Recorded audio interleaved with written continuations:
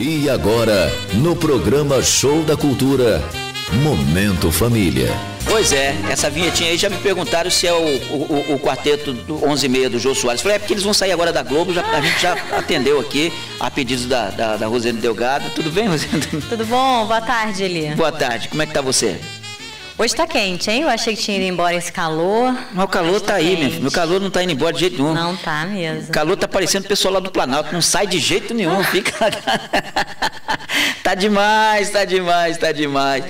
Olha que tá rendendo. Aliás, uma ouvinte, depois, na quinta-feira passada, que você esteve aqui, ela depois mandou uma mensagem para mim, dizendo, poxa, gostei, eu também estou passando por uma dificuldade. Eu falei, mas por que você não entra no ar e não fala? Ah, eu tenho vergonha. Acontece, né? Tenho vergonha de falar, porque eu estou passando por um momento assim também, foi muito bom, porque me ajudou e tal, e que pediu o teu telefone, já pediu como é que faz para entrar em contato contigo. Eu falei, então tá bom, não tem problema. Legal. Tá bom? Então, já para o início do programa, para quem quiser entrar em contato contigo, como é que faz? Bom, boa tarde a todos e queridos ouvintes. Para falar comigo é muito fácil. Vocês podem entrar em contato ligando direto no meu celular, que é o 9901-2117. Se naquele instante eu não atender, é porque eu já estou atendendo outra pessoa, mas eu retorno a ligação. Tá? Não tem problema, não vai ficar sem ser atendido. Com certeza. É porque às vezes está no consultório, está ali atendendo o pessoal. Eu não posso, né? Não tem como, né? Não tem como dar atenção ao mesmo tempo a mais de uma pessoa, né? Se eu estou atendendo uma, tem que focar, né? Dar atenção àquela uma. E as outras pessoas que vão ligando, depois eu retorno a ligação para poder também atendê-las da mesma forma, né? Verdade, verdade. Na quinta-feira nós falamos de um tema muito importante, vamos dar sequência no tema. Que tema é esse? Ok. Como compartilhar a tarefa de educar após o divórcio? Pois é. Deixa eu aproveitar aqui, eu conversei com uma amiga já de longa data, ela tem 2 filhos, na verdade um casal, ela tem um casal, uma adolescente de 16 anos de idade e já o outro filho que já é casado. E ela passou por esse problema. E quando ela se separou, ela inclusive não quis casar novamente. Ela segurou a barra sozinha. E ela disse que para ela, no início foi difícil, mas depois ela conseguiu conciliar e ela acha que hoje não pensa nem em ter um outro relacionamento e nada. E ela disse que se tivesse que dar um conselho para uma amiga, para alguém, se estivesse passando por esse momento, que não casasse, pelo menos no início, que aguentasse um pouco. A barra é difícil, mas que dá para conciliar. Pedi para ela entrar no ar para conversar, mas ela é outra também que tem eu tenho vergonha. De repente, em alguns casos, eu até concordo com ela. E também a responsabilidade é daquele casal que fez o filho, né? Entrar uma terceira pessoa aí realmente só, sei lá, em alguma situação mais extrema, mas o ideal são esse casal, né, o ex-casal, assumir os seus papéis, né, de pai e papel de mãe, porque não tem como, são papéis, são vínculos que é para sempre, né? É verdade. Olha, eu quero dar um alô para o ouvinte da Rádio Cultura. Esse tema é um tema muito, muito importante, eu diria até delicado, porque mexe com família. E quando você fala sobre família, tem gente que fica meio arredio em falar. Se você quiser entrar no ar e quiser conversar com a Rosiane, não quiser, de repente, citar teu nome, não tem problema. Está passando por um momento mais ou menos semelhante a esse que nós estamos colocando aqui, ou você já enfrentou isso e conseguiu sair de cabeça erguida, como é que é a situação? Se você quiser participar, quiser mandar sua mensagem pelo WhatsApp da Rádio Cultura, pode mandar. Se não quiser citar seu nome, não tem problema, se quiser fazer sua colocação. E se quiser entrar pelo telefone no 3026 8020, também pode ficar à vontade. A Rosiane Delgado está aqui para tirar qualquer dúvida que você tiver, tá certo? No caso, por exemplo, dessa questão da educação, e quando há um divórcio, quando há uma separação, Rosiane, que foi traumática, houve agressão, teve polícia no meio, houve representação contra o marido, né? Teve a questão da Lei Maria da Penha, e aí não teve diálogo. E aí, os filhos ficam com a mulher, com a mãe. Mas e a questão da educação? Ela arca realmente sozinha? Nesse caso, não tem... Como é que fica? Bom, primeiro a família inteira tem que ir para terapia, né? Porque depois de todo esse quadro que você trouxe aí, digamos assim, o estrago foi grande. O estrago é grande. Né? Então, teria que trabalhar toda essa mobilização que foi feita, esse conteúdo de violência que existiu, considerando esse exemplo que você está trazendo, né? Para daí pensar, ver o que se tem de alternativas para poder começar a trabalhar uma educação, né? E vai ser muito mais complicado, porque, na verdade, não vai trabalhar só o conteúdo da educação, e sim restaurar a questão da confiança, os laços afetivos. Então, é uma situação muito mais complexa, né? Diferentemente de uma separação que ela tem aquele conflito normal. Os conflitos normais que a gente entende o conflito de separar os papéis de casal dos papéis de pais, porque é muito mais fácil você entrosar, em tese, né? Entrosar os papéis de marido e mulher, de casal, com os papéis de pai e mãe, se todos moram na mesma casa, estão dentro da condição da família e estão juntos. Então, é muito mais, em tese, assim, muito mais fácil, né? Até na prática também. Na hora que há essa separação, em que vai ter que dividir também a questão dos papéis. Então, não vai existir mais o papel de marido e mulher, e sim ex-marido e ex-mulher. Então, eles vão ter que, de algum modo, ter um distanciamento entre eles dois, mas, ao mesmo tempo, buscar manter os mesmos papéis de cuidados com a criança ou com um adolescente, dentro do contexto de ajuda àquele filho, né? Perfeito. E essa é a grande questão que é comum a todos, independente se o casal esteja casado ou não, ou sejam separados, estejam juntos, casados ou separados, a demanda de negociação de papéis, de responsabilidades e as atribuições também que tem com aqueles filhos, é importante que ela se permaneça. E o que precisa, na verdade, mudar é uma rotina. Como é que eles vão estabelecer uma nova rotina de forma que consigam, cada um dos pais, né, o pai e a mãe, consiga atender o seu papel em relação àquele filho, né? Desempenhar o seu papel. Olha, por exemplo, deixa eu citar um caso que aconteceu. Um caso, não foram dois, né, que aconteceu. Um aconteceu ontem, antes de ontem, e outro aconteceu ontem à noite.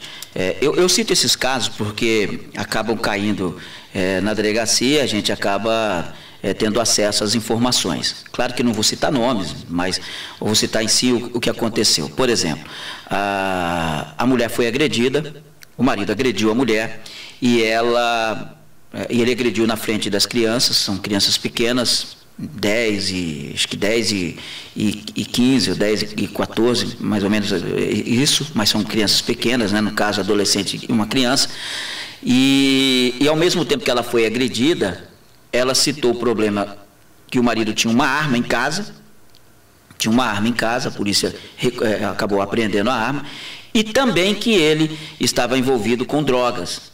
Quer dizer, nesse caso o estrago é completo na família, né? Nesse caso não tem como. A mesma coisa aconteceu no dia anterior, só que no caso não teve a drogas, mas teve armas.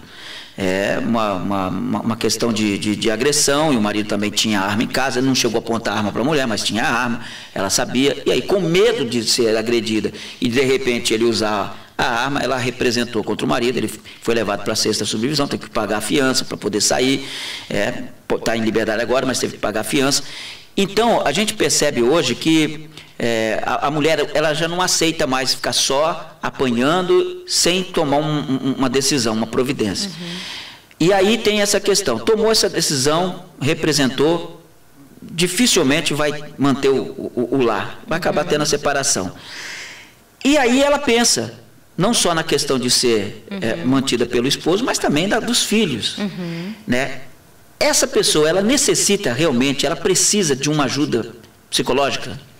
Eu acho que antes disso, assim, considerando o caso que você trouxe, eu não conheço o caso, mas pelo que você trouxe de dados, a separação, na verdade, ela talvez tenha sido a melhor alternativa, né? Em função do nível de violência. A melhor saída.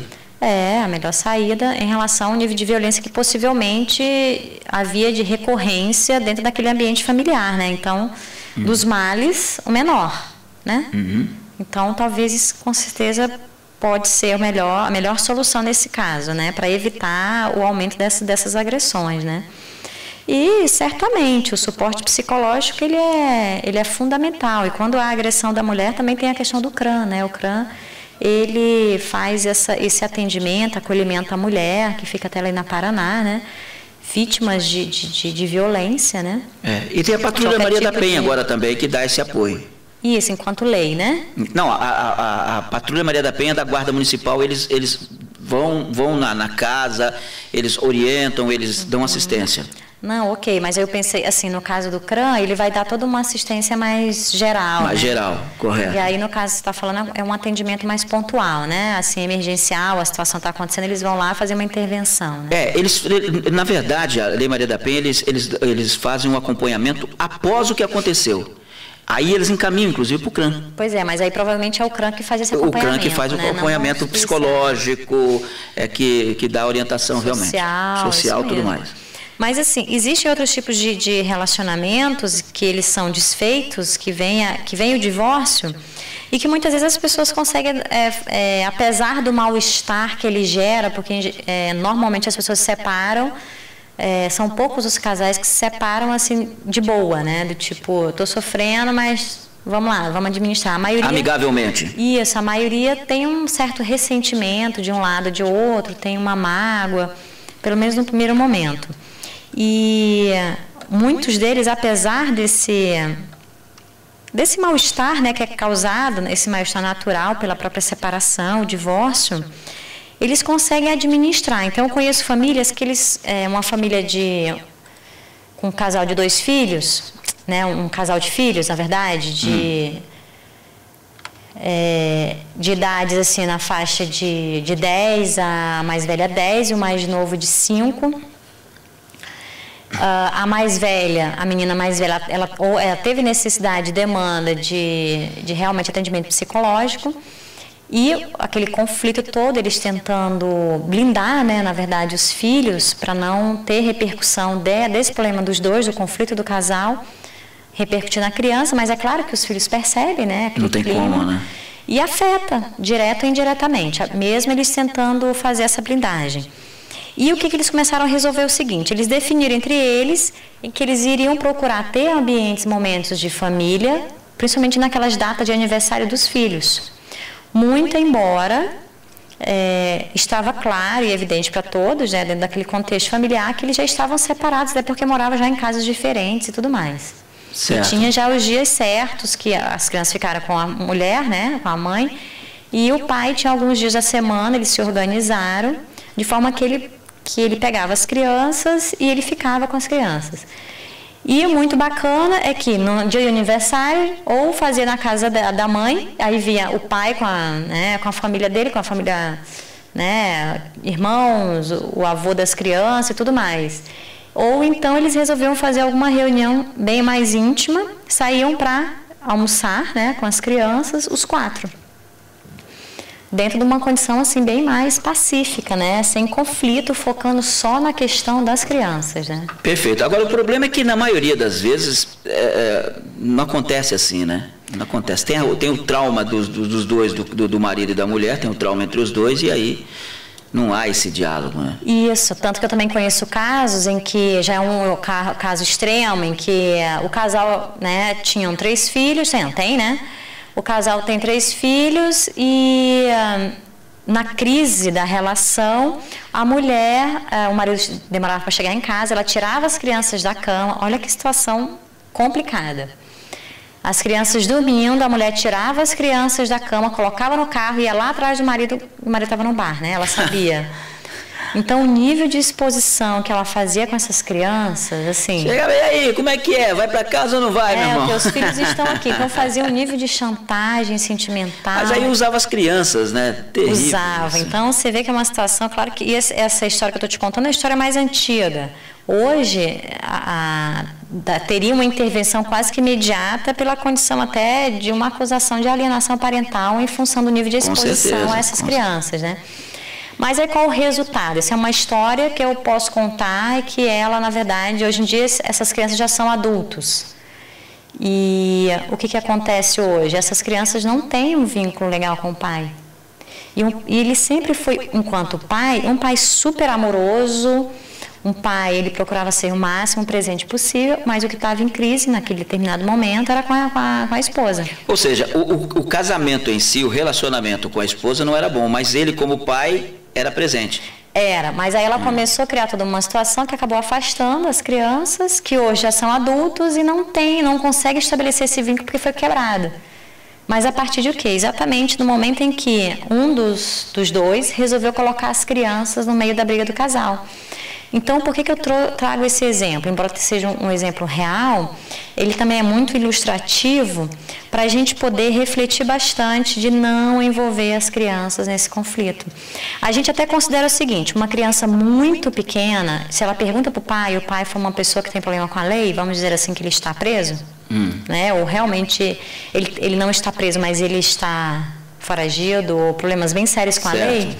O ideal não é você contar para a criança. Ela vai saber num determinado tempo. No momento certo. No momento certo, no momento que ela tiver idade suficiente para poder digerir essa informação. Porque a criança, ela tem uma tendência, né, uma perspectiva de mundo em que ela vai puxar tudo para ela. Então, o ideal o que é? É falar, assim, não mentir, mas talvez omitir alguns fatos, né? Mas tentar criar uma imagem de uma pessoa bacana. E não colocar a criança contra aquele pai, porque ela crescer com aquela imagem de um pai ruim não é algo que vai ajudá-la no crescimento dela em termos de É porque para criança o pai sempre vai ser herói, né? Sempre vai ser herói. Ele nunca vai ser o bandido, ele vai ser o herói. De preferência que realmente ele fique nesse papel. Aí à medida que ela vai crescendo, claro que ela vai vendo, ela vai observando que não é bem assim, aí a informação ela vai se ajustando cada vez mais conforme a realidade. Perfeito. 16h22, eu tenho que fazer um intervalo comercial e a gente volta na sequência aqui com a Rosane Delgado, que está com a gente aqui no Momento Família, tá bom? Você pode continuar mandando seu WhatsApp, você pode ligar aqui para a Rádio Cultura, 3026-8020, o WhatsApp da Rádio Cultura, 9827-8200.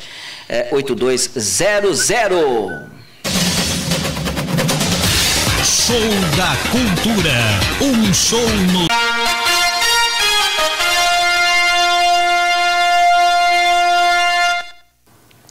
Olha, 16h26. Ô, Codiane, eu acho que nós temos um tema importante para dar uma focada na próxima quinta-feira, que mexe com muita gente aqui. Por exemplo, a depressão e a ansiedade.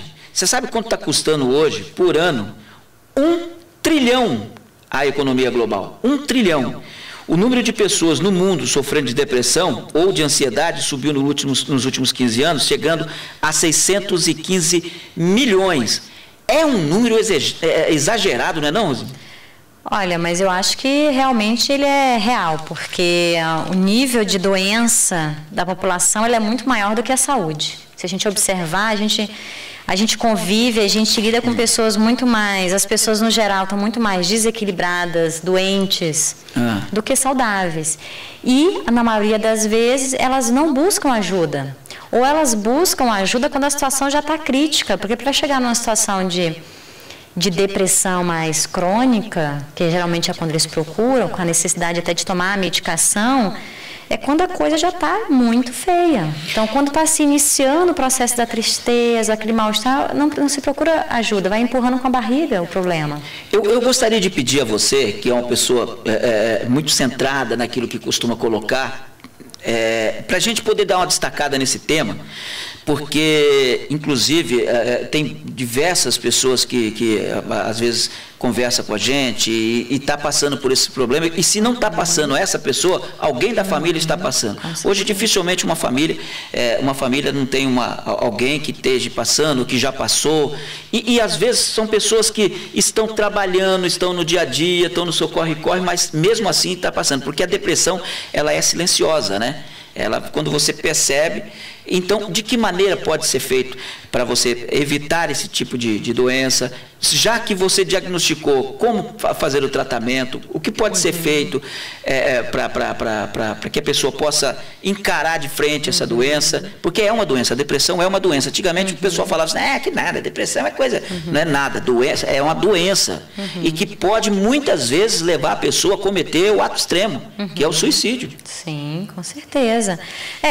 Na questão, se a gente for pensar em ansiedade e depressão, não existe um fator, uma variável única. Então, são N variáveis que ela vai...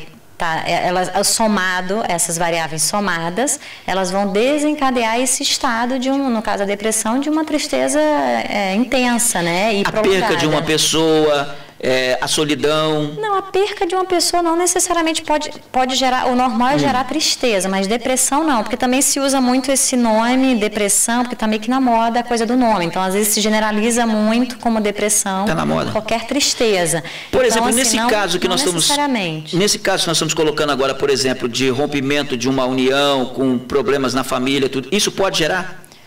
Pode, como também não pode. Depende como é que são esses hábitos dessa pessoa, como é que já estava a vida dela. Não é que de repente a situação necessariamente tenha que vir.